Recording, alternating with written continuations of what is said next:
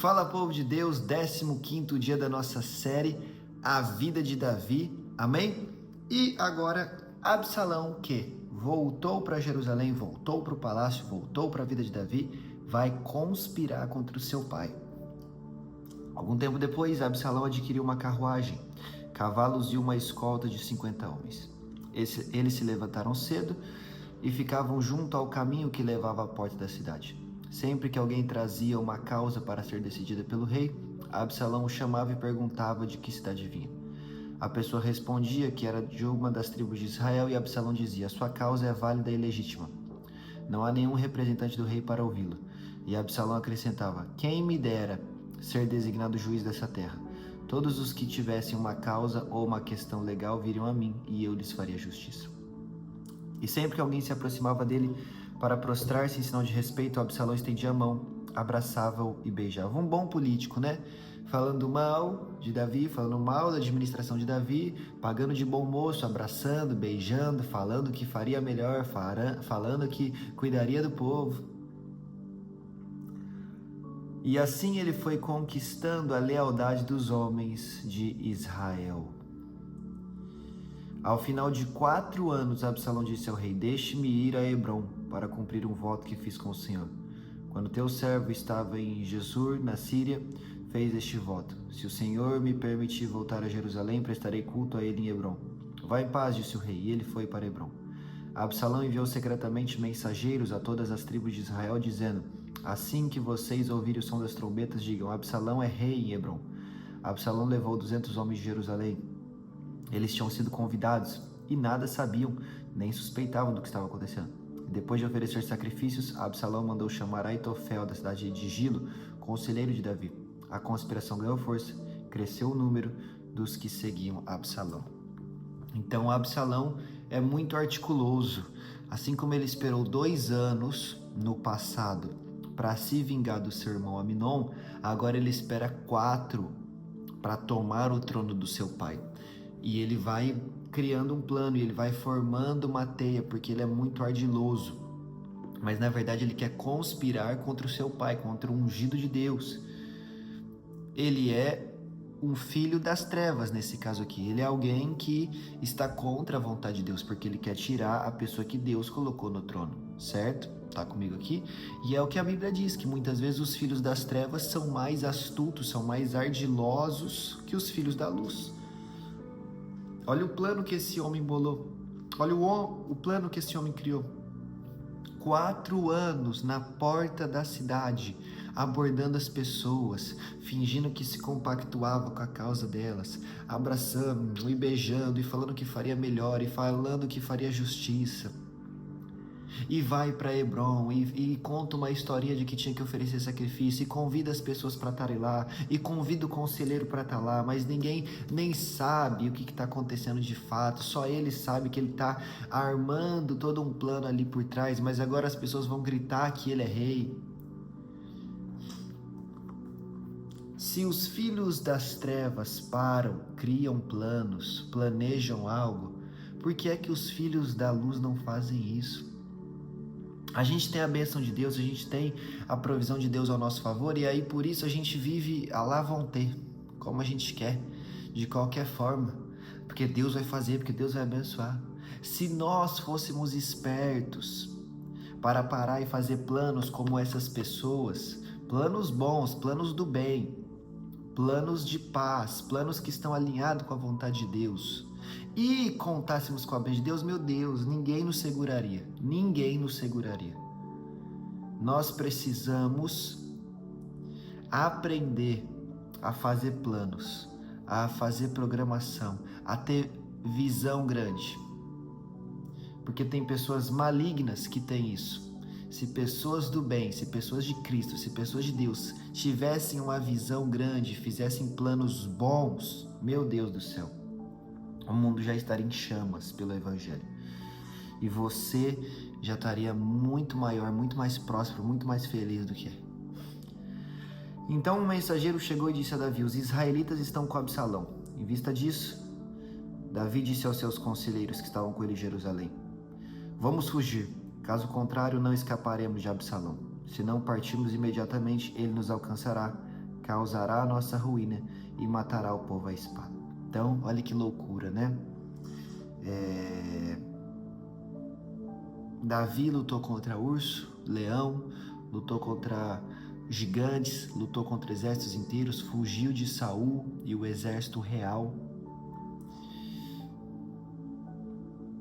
E agora ele tem mais uma luta, que é contra o seu filho, Absalão. Mas ele não fugiu do urso, ele lutou. Ele não fugiu do leão, ele lutou. Ele não fugiu do gigante Golias, ele lutou. Ele não fugiu de exércitos inteiros, ele lutou. Ele fugiu de Saul, né, entre aspas, porque ele poderia ter matado Saul, mas preferiu não fazer. Agora, a única luta que causa medo em Davi é essa de Absalão. Que causa temor em Davi é essa. Por quê? Porque muitas vezes as maiores lutas que nós vamos travar serão dentro da nossa casa. É com teu filho, é com teu marido, é com a tua esposa, é com teu pai, é com a tua mãe. Vai ser dentro de casa. Por quê? Porque é onde dói, é onde nos pega. Como lutar contra o próprio filho? Como que luta contra a mãe? Como que luta contra o seu pai? Como que luta contra o seu esposo, contra a sua esposa? Como que luta uma luta dessa, uma guerra dessa? Dói no coração, dói na alma. E por isso Davi foge. E muitas vezes nós somos assim, fugindo de lutas e guerras que acontecem dentro de casa. Satanás é muito ardiloso e nós não podemos ignorar os seus planos, como 2 Coríntios nos ensina. Eu sempre digo isso. Jesus foi chicoteado, foi espancado, bateram na cabeça de Jesus, colocaram uma coroa de espinho na sua cabeça, prenderam as suas mãos com prego. Maltrataram muito Jesus. Mas ele não parou. Ele carregou uma cruz de mais de 30 quilos, mas ele não parou. Nada parou Jesus. Mas tem um dado momento que os soldados cospem Jesus. Cuspir não dói. Se você bater no meu rosto vai doer, se você furar as minhas mãos, os meus pés, eu vou sentir dor. Se você colocar uma coroa de espinho na minha cabeça, eu vou sentir muita dor. Se você me prender numa cruz, eu vou sentir dor. Se me chicotear, eu vou sentir dor. Agora, cuspir em mim, eu não vou sentir dor. Mas cuspir humilha, dói por dentro. E muitas vezes essa é a arma de Satanás. Tentou te parar com dor, tentou te parar com dor, tentou te parar com dor aqui e ali. Não conseguiu. Aí ele faz o quê? Cospe, te humilha, causa dor no coração. Tá entendendo o que Deus está falando aqui com você? E Absalão se revoltar contra Davi é Satanás cuspir, é Satanás tentar humilhar, falar, ó, nem dentro da tua própria casa estão te respeitando, nem as pessoas que você criou, que você deu uma nova oportunidade estão te respeitando, tá? Humilhando Davi. Também é uma consequência do pecado de Davi? Sim, também é uma consequência do pecado de Davi. Mas é uma tentativa de humilhação de Satanás. E é muitas vezes isso o que acontece conosco. E aí Davi vai fugir, vai para o deserto, e a Bíblia diz no verso 24, Zadok também estava lá, e com ele todos os levitas que carregavam a arca da aliança de Deus. Abiatar também estava lá. Puseram no chão a arca de Deus, até que todo o povo saísse da cidade. Então o rei disse a Zadok, leve a arca de volta para a cidade. Se o Senhor mostrar benevolência a mim, ele me trará de volta e me deixará ver a arca e o lugar onde ela deve permanecer. Mas se ele disser que já não sou do seu agrado, aqui estou eu. Faça ele comigo a sua vontade. Então, quando Davi foge, Zadok, que é o sumo sacerdote, que está à frente dos sacerdotes ali, junto com os levitas, eles pegam a arca e eles fogem junto com Davi. Porém, quando Davi estava ali em maus lençóis com Saul, certa feita Davi fugiu para a casa dos levitas. Lembra disso? E Saul foi lá e fez o quê? Matou os sacerdotes, matou os levitas. Então Davi já viu esse cenário de homens de Deus inocentes morrerem numa guerra pelo trono. E como ele é um homem segundo o coração de Deus, ele não quer isso.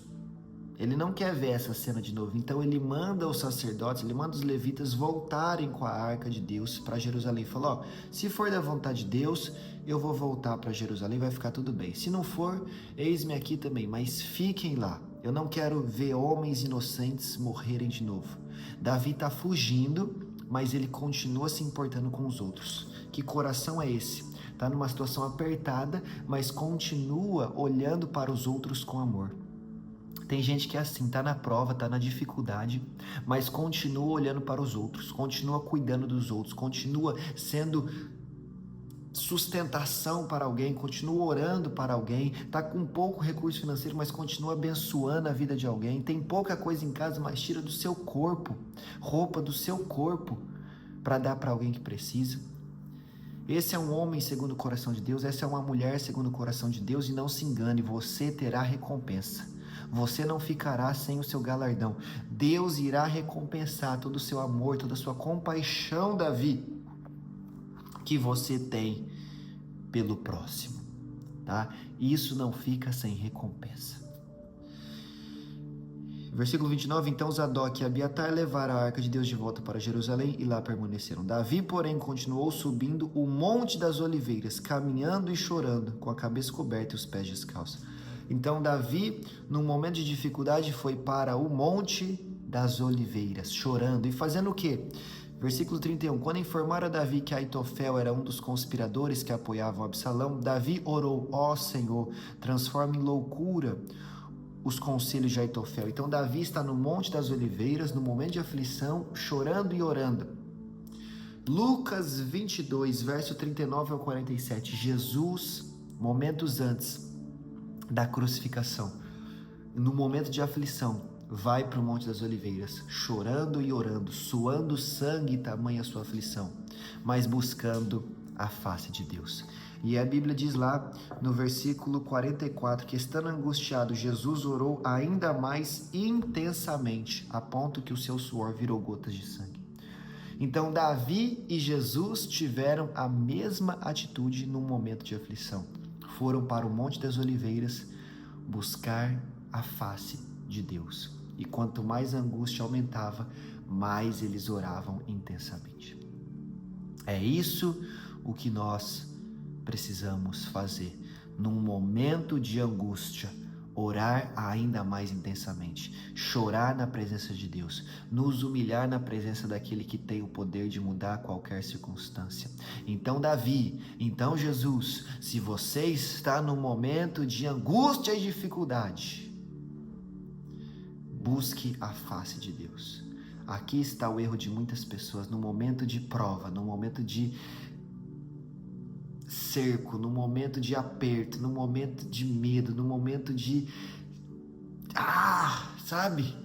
angústia profunda, de não ver solução, de não ver luz no fim do túnel. Deixa de orar, deixa de buscar a face de Deus, entrega os pontos, joga a toalha. Não! Chega! A partir de hoje, quando tivermos momentos de angústia e dificuldade, nós nos prostraremos e oraremos de forma ainda mais intensa na presença de Deus. E aí nós vamos ver que Deus vai mudar as circunstâncias. Porque já te dando um spoiler, Davi volta para o palácio, Jesus ressuscita. Ou seja, homens que em momento de dificuldade oram a Deus, recebem resultados extraordinários. Você quer receber um resultado, uma virada de chave na sua vida? Então ore a Deus de forma intensa em dias de luta. Amém? Que Deus te abençoe e eu te espero aqui amanhã no capítulo 16.